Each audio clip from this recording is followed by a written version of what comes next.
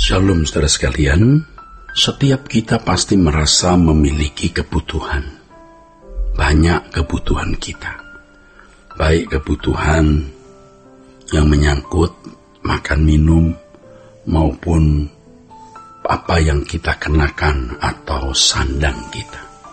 Selain itu, kebutuhan primer lain adalah papan atau tempat tinggal, sandang, pangan, dan papan. Saudara, itulah yang dipahami manusia pada umumnya. Kebutuhan primer. Bagi orang percaya yang belajar kebenaran, ketika kita menghayati bahwa manusia adalah makhluk kekal, maka kebutuhan primer kita menjadi satu. Menjadi hanya satu, yaitu Tuhan. Tuhan itu kebutuhan kita, satu-satunya. Tentu hal ini tidak bisa dimengerti oleh kebanyakan orang.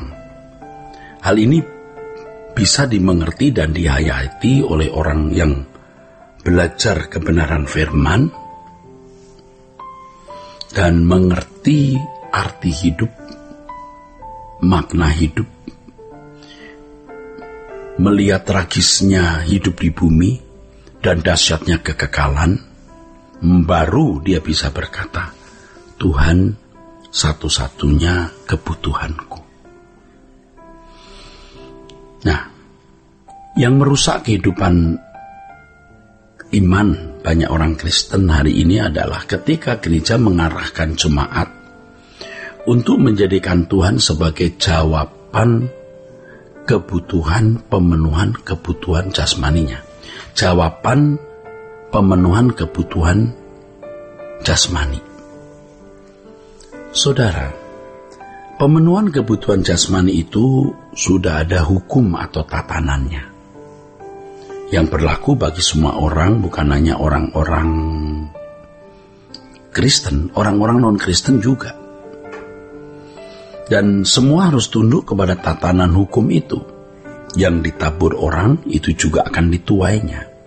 Dan itu tidak boleh diubah, diganti dengan misalnya berdoa maka berkat berlimpah. Itu menyesatkan. Nah, banyak orang melihat kehidupan bangsa Israel yang diistimewakan oleh Allah, dan orang-orang Kristen pikir mereka juga dapat diistimewakan seperti bangsa Israel. Orang-orang Kristen ini tidak mengerti konteks. Konteks bagaimana bangsa Israel memang dipersiapkan Allah untuk menjadi bangsa yang melahirkan Mesias. Konteksnya bangsa Israel itu bangsa yang dipersiapkan Allah menjadi nenek moyang Mesias. Dari bangsa itu akan dilahirkan Mesias atau Juru Selamat. Maka Allah memberikan perhatian khusus istimewa. Sejak mereka ada di Mesir sebagai budak, Tuhan melepaskan dengan keperkasaannya, memberikan 10 tulah dan menuntun bangsa itu di padang gurun selama 40 tahun dengan perbuatan-perbuatan ajaib Allah. Itu juga tujuannya untuk maksud keselamatan yang Allah berikan kepada manusia, bukan kepada bangsa Israel itu sendiri sebenarnya. Di balik tindakan Allah tersebut ada rencana Allah yang besar. Nah, banyak orang Kristen berpikir bahwa dirinya berhak memiliki rencana, keinginan, dan kemudian merasa memiliki kebutuhan untuk mencapai keinginan dan cita-citanya tersebut. Seperti Allah menuntun bangsa Israel dengan keperkasaannya, mereka berharap Allah yang sama juga menuntun orang-orang Kristen ini dalam keinginan dan cita-citanya. Ini tidak sinkron, ini tidak paralel. Bangsa Israel menerima perlakuan istimewa. Di balik tindakan Allah itu Allah memiliki rencana, yaitu keselamatan yang akan dihadirkan oleh bangsa itu.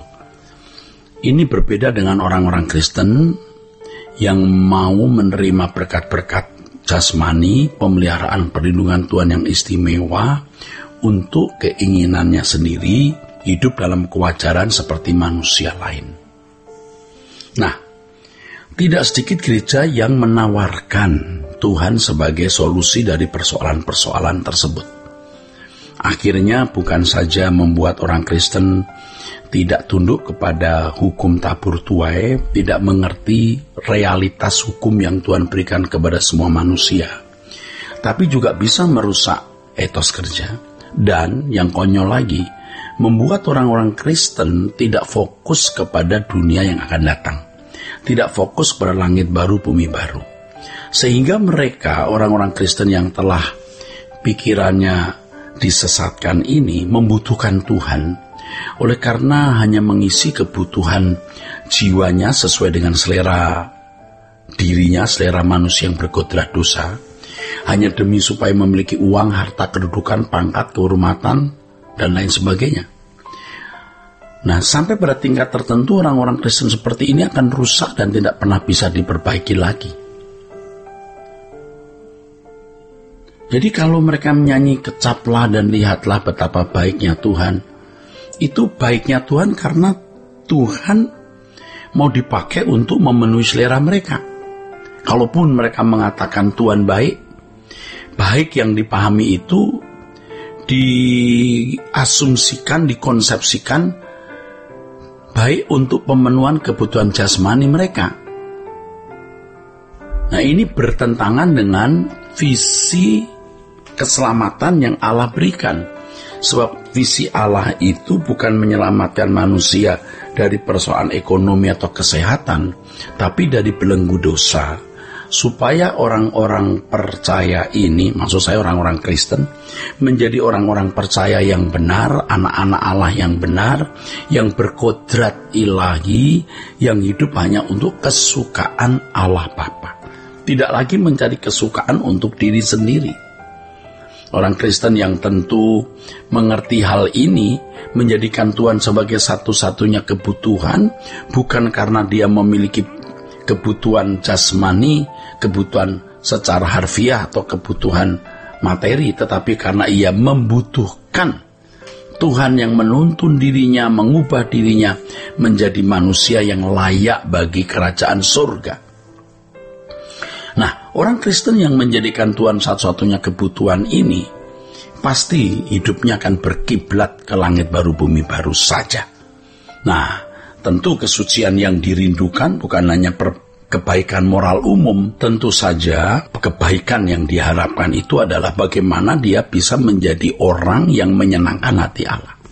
Tuhan kebutuhanku karena aku mau menyenangkan hati Allah. Tuhan kebutuhanku karena aku mau menyukakan hatinya.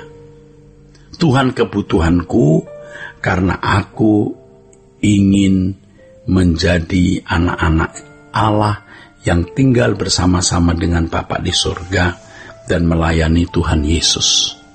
Nah, saudaraku sekalian, inilah yang mestinya kita pahami. Tuhan satu-satunya kebutuhanku. Ya, ini tidak sederhana. Tidak banyak orang yang bisa menghayati hal ini atau kebenaran ini, dan jarang orang mampu mengenakan. Karena banyak orang jiwanya sudah rusak atau dalam kondisi sakit. Mereka hanya mengharapkan kebahagiaan dari dunia ini, kepuasan pada dagingnya, sehingga problem dan masalahnya adalah perkara-perkara yang menyangkut pemenuhan kebutuhan jasmani, bukan masalah-masalah yang menyangkut pemenuhan kebutuhan rohani. Kalau kita katakan Tuhan adalah kebutuhanku karena aku hanya mau menjadi anak kesukaanmu. Sola Gracia.